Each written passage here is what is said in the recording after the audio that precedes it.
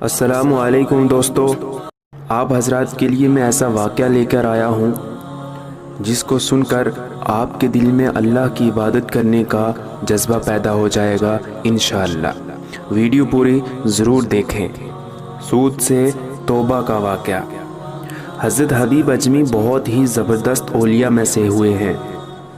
شروع میں بہت مالدار اور دولت مند تھے۔ سود خور یعنی بیاج خور تھے۔ ہر روز قرض داروں کے پاس وصولی کرنے جاتے اور جب تک وصول نہ کر لیتے انہیں نہ چھوڑتے۔ ایک دن آپ کسی مقروض کے گھر گئے لیکن وہ گھر پر نہیں تھا۔ اس کی بیوی نے کہا کہ اس کے پاس قرض ادا کرنے کے لیے رقم موجود نہیں ہے، البتہ ایک بکری ذبح کی تھی، اس کی گردن موجود ہے جو آج ہم نے پکائی ہے۔ لیکن آپ اس عورت سے گوشت زبردستی لے آئے اور گھر پہنچ کر بیوی سے کہا، یہ سود میں ملی ہے، اسے پکا لو۔ بیوی نے کہا، آٹا اور لکڑی بھی ختم ہے، اس کا بھی انتظام کر دو۔ آپ دوسرے قرض داروں کے پاس گئے اور یہ چیزیں بھی سود میں لے آئے۔ جب کھانا تیار ہو گیا تو کسی سوالی نے آواز دی، بھوکا ہوں، کچھ کھانے کو دو۔ آپ نے اندر سے اسے جھڑک دیا اور سائل چلا گیا، اور جب آپ کی بیوی نے ہانڈی سے سالن نکالنا چاہا تو دیکھا وہ خون ہی خون ہے۔ بیوی نے حیران ہو کر شوہر کی طرف دیکھا اور کہا، اپنی شرارتوں اور کنجوسی کا نتیجہ دیکھ لو۔ حضرت حبیب اجمی یہ سب ماجرا دیکھ کر حیرت زدہ رہ گئے۔ اس واقعہ نے آپ کی زندگی میں انقلاب لا دیا۔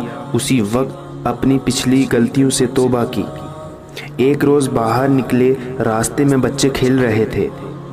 بچوں نے ان کو دیکھ کر چلانا شروع کر دیا، ہٹ جاؤ ہٹ جاؤ، حبیب سوداگر آ رہا ہے، ہم پر اس کی گرد یعنی دھول بھی پڑ گئی تو ہم بھی اس جیسے ہو جائیں گے۔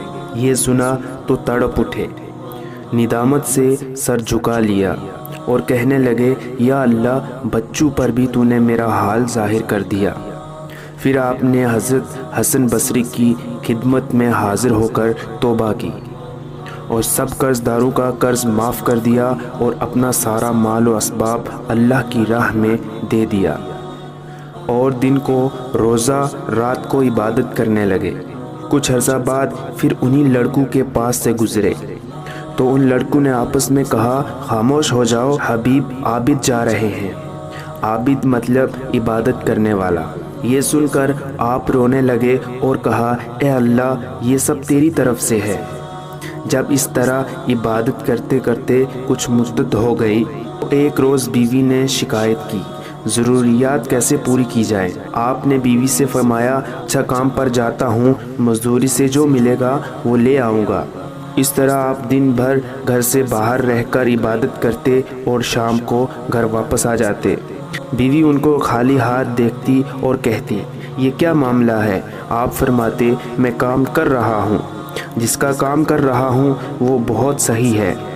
کہتا ہے، فکر نہ کرو، وقت آنے پر خود ہی مزدوری دے دیا کروں گا، لہٰذا مجھے مزدوری کا تقاضا کرتے ہوئے شرم آتی ہے۔ وہ کہتا ہے، ہر 10ویں دن کے بعد مزدوری دے دیا کروں گا۔ اس طرح بیوی نے 10 دن تک صبر کیا۔ جب آپ 10ویں روز بھی شام کو خالی ہاتھ گھر جانے لگے تو راستے میں آپ کو خیال آیا کہ اب بیوی کو کیا منہ دکھاؤں گا۔ انہی سب فکر میں آپ گھر پہنچے تو عجیب ماجرا دیکھا، بڑھیا بڑھیا کھانے تیار رکھے ہیں۔ بیوی نے آپ کو دیکھتے ہی بول اٹھی، یہ کس نیک بخت کا کام کر رہے ہو جس نے دن رات کی مزدوری اس طرح بھیجی ہے، اور 3000 درہم نقد بھی بھیجے ہیں، اور یہ بھی کہا بھیجا ہے کہ کام اور محنت سے کرو گے تو مزدوری اور زیادہ دوں گا۔ یہ سب دیکھ کر آپ کی آنکھوں سے آنسو جاری ہو گئے۔ خیال آیا کہ اللہ نے ایک گنہگار بندے کو 10 دن کی عبادت کا یہ صلہ دیا ہے، اور زیادہ اچھے سے عبادت کروں گا تو نہ جانے کیا کچھ دے۔ یہ خیال آتے ہی دنیا سے بالکل الگ ہو گئے اور ایسی عبادتیں کرنے لگے کہ اسرار الہی سے پردے اٹھ گئے۔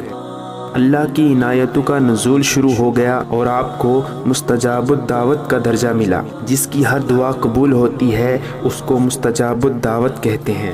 یقین ایسا ہو کہ سامنے سمندر ہو اور تم کہو میرا اللہ راستہ بنائے گا۔ تجھے کیا سناؤں میرے اللہ، تیرے سامنے میرا حال ہے، تیری ایک نظر کی بات ہے، میری زندگی کا سوال ہے۔ اللہ پاک ہم سب کو ایسی عبادتیں کرنے کی توفیق عطا فرمائے۔ اللہ پاک ہم سب کو اپنے حفظ و امان میں رکھے، آمین۔ اس ویڈیو کو شیئر ضرور کریں، ہو سکتا ہے آپ کی وجہ سے یہ بات کسی کے دل میں اتر جائے۔ Knowing everything calls on you, the Lord Most High.